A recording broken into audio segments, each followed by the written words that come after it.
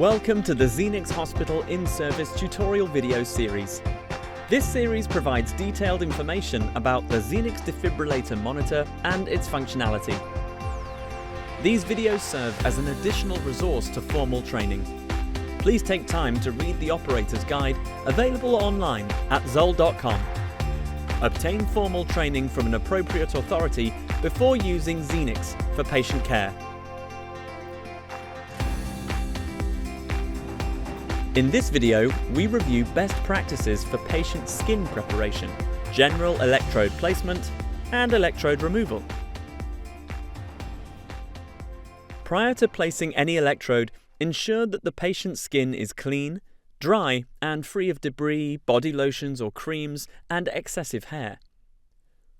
Remove any hair using a razor or clippers. Doing so will allow electrodes to better adhere to the skin. When the patient's skin is cleaned and prepped, place the electrode. Press one edge of the electrode first, and then roll the remainder of the electrode across the prepared area. Next, eliminate air pockets. Place your hand on top of the electrode, press down firmly and smooth from one end to the other.